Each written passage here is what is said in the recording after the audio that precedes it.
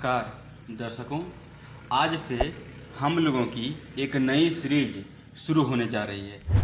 नई सीरीज बोले तो इससे तात्पर्य यह है कि आज से हम जानेंगे कि प्रत्येक भाव में, जिस प्रकार हमने प्रत्येक भाव में गज केसरियों का फल जाना, ठीक उसी प्रकार हम जन्म कुंडली के प्रत्येक भाव में बुधादित्य योग का फल जानेंगे कि किन किन भाव में बनेगा और किन किन भाव में नहीं बनेगा। उस क्रम में आज हम प्रथम भाव को लेके उपस्थित हुए हैं। आज हम ये जानेंगे इस वीडियो में कि जन्म कुंडली के प्रथम भाव में गज केसरी योग कितना प्रतिशत फलीभूत होगा या नहीं होगा। उसके बाद ये 12 सीरीज रहेगा, 12 वीडियो इस पर बनेंगे, क्योंकि हर भाव को लेकर अलग अलग वीडियो बनेंगे। तो हम जान लेते हैं कि सूर्य और बुध यदि किसी भी कुंडली के लग्न में बैठेंगे। हम एक बात और यहाँ पर प्रारंभ में शुरुआती दौर में बता देना चाहते हैं कि यहाँ पर हम किसी भी लग्न या राशि विशेष को लेकर हमारी जो चर्चा है बुधादित्य योग की वो नहीं होगी। हमारी जो चर्चा है वो केवल और केवल बुधादित्य योग के फल को लेकर होगा। जब सूर्य और बुध लग्न में बैठेंगे तो बुधादित्य योग, लेकिन एक बात पर सदैव ध्यान रखिएगा कि बुधादित्य योग में बुध सूर्य से अस्त नहीं होना चाहिए। दोनों में से कोई ना तो एक मारक ग्रह होना चाहिए और ना ही कोई योग कारक ग्रह होना चाहिए। कई कुंडलियों में दोनों ही मारक हो जाते हैं, कई कुंडलियों में तो एक न एक तो मारक होता ही है, एक न एक योग कारक होता ही है। लेकिन किसी भी कीमत पर जब लग्न कुंडली में प्रथम भाव में गुरु और प्रथम भाव में सूर्य और बुध जब बैठेंगे तो ये जो बुधादित्य योग है, इस बुधादित्य योग में एक बात को सदैव ध्यान रखिए कि बुध न तो अस्त होना चाहिए न डिग्री वाइज कम होना चाहिए। जब अब ये तो हो गया ग्रहों का बल, उसके बाद आप अपनी कुंडली में ग्रहों का बल खुद ही जांच कर लीजिए कि ग्रहों का बल किस प्रकार से होगा। अब मैं यहाँ पर बताना शुरू करता हूँ। बुधादित्य योग होगा जब प्रथम भाव में तो जातक प्रखर वक्ता होगा।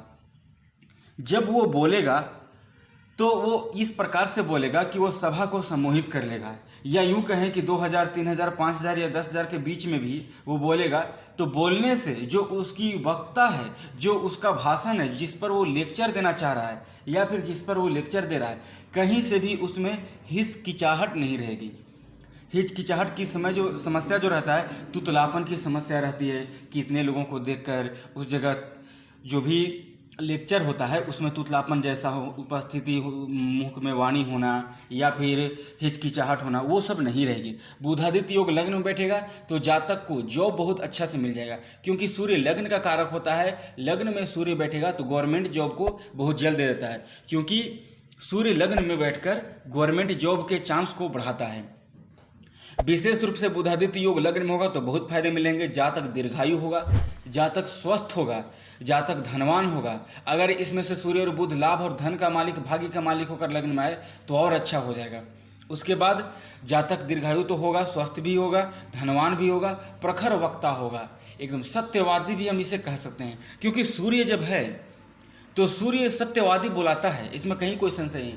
जब सूर्य का प्रभाव किसी भी जातक अथवा जातिका के दैनिक जीवन में होगा या रहता है, बुधादित्य योग लग्न में रहेगा, तो कहीं ना कहीं जातक सत्यवादी होगा, सत्य बोलेगा, लेकिन परिस्थितियों के अनुकूल।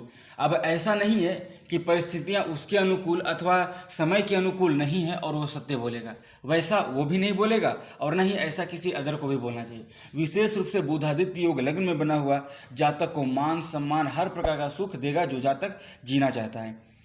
हाँ, जब सूर्य और बुध की दृष्टि जो सप्तम स्थान पर आएगी, ये थोड़ी सी स्थिति उत्पन्न करती है, दाम्पत्य जीवन को कमजोर करती है। अब देखिए कमजोर करती है वो कैसे, देखिए उसके लिए स्वाभाविक सी बात है, सूर्य एक क्रूर ग्रह है। सूर्य क्रूर ग्रह है, वो लग्न में बैठा है, बुध उसके साथ बैठ गया। बुध एक बालक ग्रह है और बालक का ये स्वभाव होता है कि वो जैसे व्यक्तियों के साथ रहता है वैसा ही फल देता है। ठीक उसी प्रकार बुध ग्रह जिन ग्रहों के साथ बैठेगा, शुभ ग्रह के साथ बैठेगा तो शुभ फल करेगा, क्रूर ग्रह के साथ बैठेगा तो क्रूर ही फल देगा, पापक ग्रह के साथ बैठेगा तो वो भी पाप प्रभाव देना शुरू कर देगा। तो सूर्य के साथ बुध बैठकर बलवान हो जाएगा तो आपको मान सम्मान, धन, इज्जत, प्रतिष्ठा, यश, कीर्ति सब कुछ दे तो देगा, लेकिन जीवन में जीवन साथी भी अच्छा देगा। यदि स्त्री है तो पति बहुत अच्छे मिलेंगे, जॉब वाले मिलेंगे। यदि पुरुष हैं तो स्त्री यानी कि पत्नी बहुत सुंदर और जॉब वाली, सुशील, एकदम हर प्रकार के गुणों, शिल्प विद्या, शिल्प कला में निपुण होगी। लेकिन कहीं ना कहीं दाम्पत्य जीवन में तनाव और कलह की स्थिति हमेशा बनी हुई रहेगी, क्योंकि उसके लिए स्वाभाविक सी बात है, सूर्य एक अग्नि तत्व का ग्रह है, सप्तम स्थान को देखेगा तो कहीं ना कहीं जातक के जीवन में, दाम्पत्य जीवन में कहीं ना कहीं क्रोध के कारण समस्या उत्पन्न होगा, क्योंकि सूर्य लग्न में बैठेगा तो क्रोधी तो बना ही देगा। हालांकि जातक ऐसी परिस्थिति में कोई फालतू क्रोध नहीं करता है, क्रोध वो उचित चीज़ों पर करता है। सूर्य का जब किसी के भी दैनिक जीवन पर प्रभाव होता है तो जातक किसी पर भी क्रोध ऐसे ही किसी बिना मतलब के नहीं करता है, वो परिस्थितियों का अनुकूल करता है, सुव्यवस्थित, अनुशासन प्रिय होता है, जिसके कारण उसे क्रोध करना पड़ता है।